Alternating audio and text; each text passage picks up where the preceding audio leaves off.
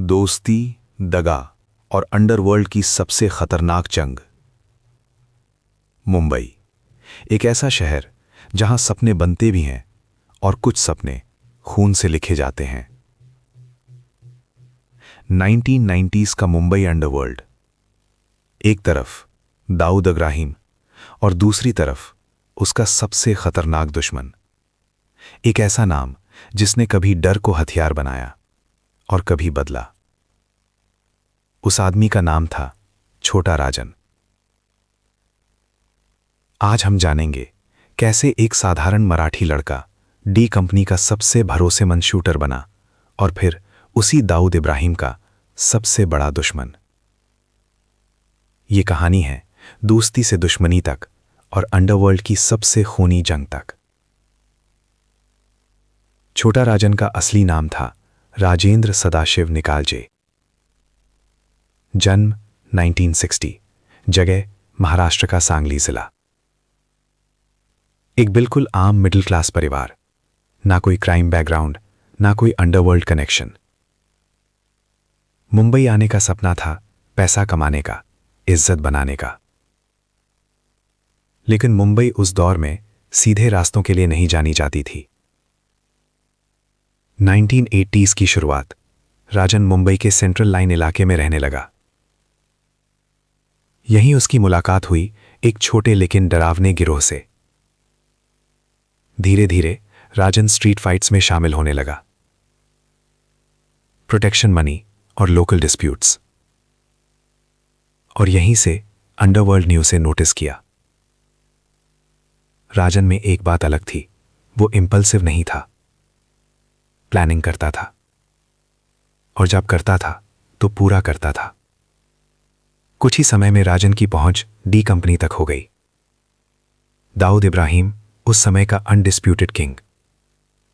राजन उसके लिए एक ट्रस्टेड शूटर बन गया। दाऊद ने उसे नया नाम दिया, छोटा राजन।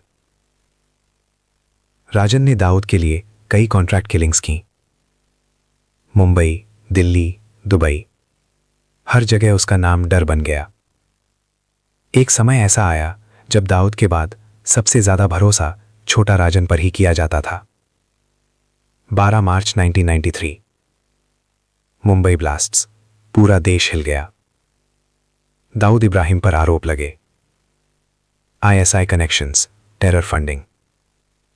यहीं से छोटा राजन और दाऊद के बीच दरार पड़नी शुरू हुई। राजन खुद को देशभक्त मानता था। उसका मानना था पैसा कमाओ लेकिन देश के खिलाफ नहीं। जब दाऊद ने आईएसआई और पाकिस्तान से नजदीकियां बढ़ाईं, राजन ने खुद को अलग कर लिया। 1994-95 के बीच डी कंपनी दो हिस्सों में टूट गई। एक तरफ दाऊद कैंप, दूसरी तरफ छोटा राजन गैंग। अब यह सिर्फ पावर स्ट्रगल नहीं थी, यह पर्सनल हो चुकी थी। राजन ने खुलकर ऐलान किया, दाऊद अब मेरा दुश्मन है। और शुरू हुई अंडरवर्ल्ड की सबसे खतरनाक गैंग वॉर। राजन ने स्ट्रैटेजी बदली। वो अब रैंडम वायलेंस नहीं करता था। टारगेट क्लियर होता था, दाऊद लॉयलिस्ट्स। 1997-2001 के बीच डी कंपनी के 20 से ज्यादा टॉप शूटर्स मारे गए। नेम्स लाइक अब्दुल करीम टुंडा के एसोसिएट्स, दाऊद लॉयल फाइनेंसियर्स और क्लोज एड्स। हर मर्डर एक मैसेज था। 19 जनवरी 2003, Dubai, India club. Sharad Shetty, Dawood का फाइनेंशियल ब्रेन। छोटा राजन के लिए यह सिंबॉलिक अटैक था। Shooter Philip Kangte. एक गोली सीधा सिर में। शरद शेट्टी वहीं ढेर। दुबई जैसे सिक्योर शहर में ऐसी हत्या, पूरी दुनिया शॉक थी।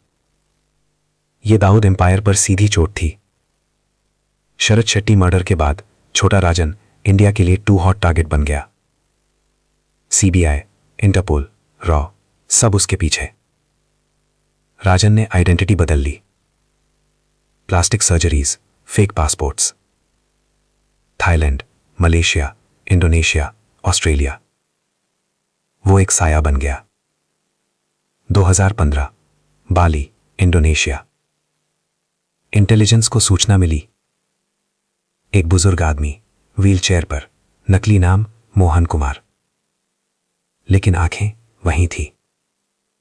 छोटा राजन गिरफ्तार हुआ, भारत लाया गया, दिल्ली मुंबई कोर्ट्स। आज छोटा राजन तिहाड़ जेल में बंद है। उस पर दर्ज है हत्या, साजिश, अंडरवर्ल्ड ऑपरेशंस, एक्सटॉर्शन। उसकी जिंदगी अब एक केस स्टडी बन चुकी है।